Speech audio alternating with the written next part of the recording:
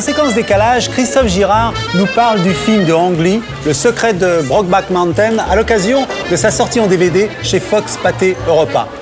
Christophe Girard occupe un poste de direction chez LVMH le matin et l'après-midi, il est adjoint chargé de la culture à la ville de Paris.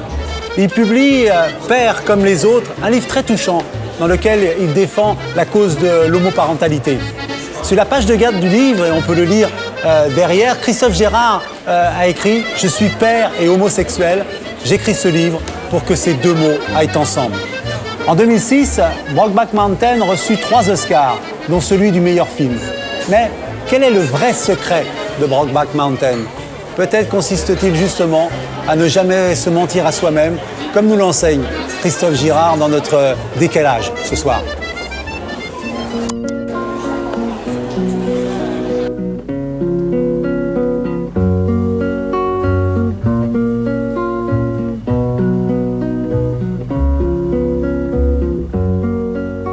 Try to remember the kind of September when life was. Le secret de Brokeback Mountain, film d'Ang Lee de 2005, c'est l'histoire de 2 garçons, Ennis et Jack. Et donc ces 2 garçons sont embauchés pour surveiller des troupeaux dans l'état du Wyoming, un état sauvage magnifique avec des lacs, des forêts. Et l'un des 2, qui est sans doute plus ouvertement en accord avec sa nature, avec ses sentiments et avec son homosexualité, donc passe à l'acte. Et il y a ensuite le début d'une histoire d'amour qui commence. Ça. Bouge-toi.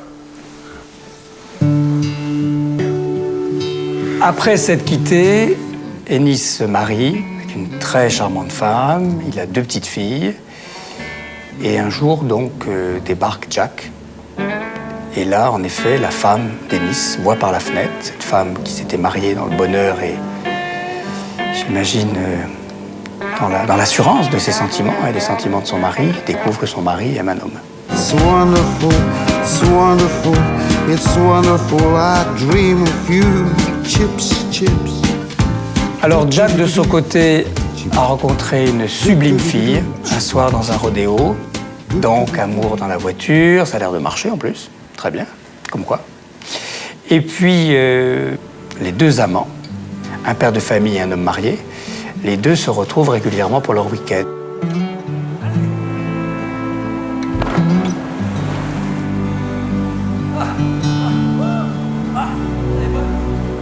Ennis et sa femme vont divorcer. Jack, le dégueulasse, c'était pas de la pêche que vous faisiez, Tu sais pas de quoi tu parles.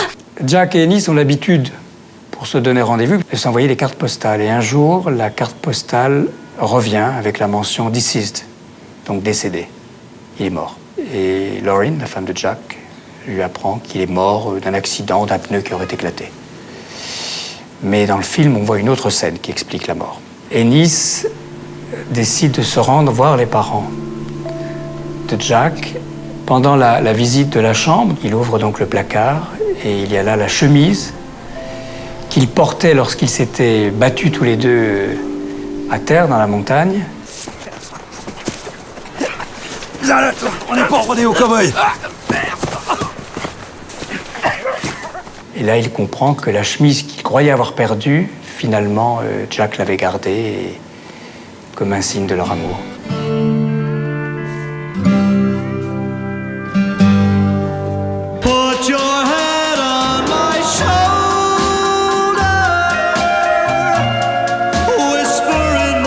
Alors, dans les scènes qui évidemment comptent beaucoup pour moi, il y a celle du regard du patron avec ses jumelles.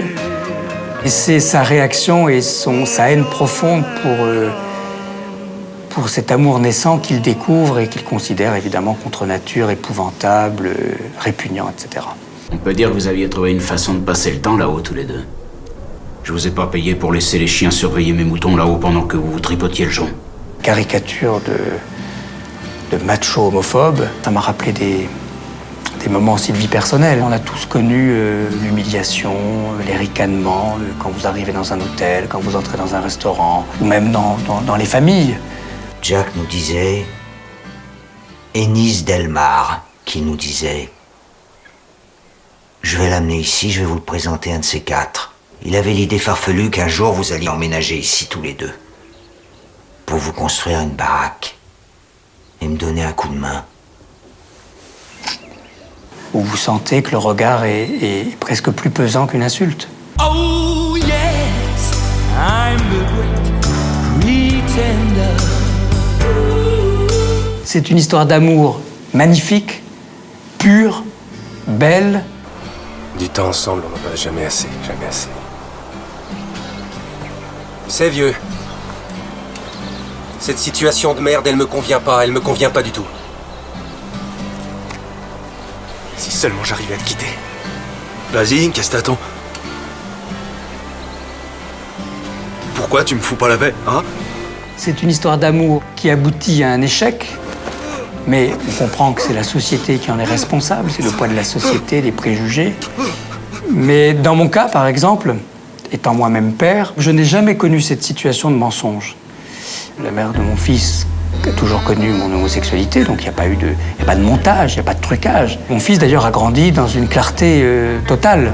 Être homosexuel ou être hétérosexuel, je serais tenté presque de résumer ça à la question que ne se posent pas les hétérosexuels à l'adolescence, qui est de savoir si on va annoncer à ses parents ou pas son hétérosexualité. Et bien, quand on est homosexuel, on se pose cette question, avec plusieurs réponses possibles.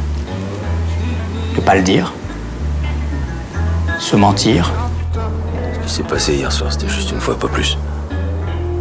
Ça regarde que nous et personne d'autre. Je suis pas une tapette.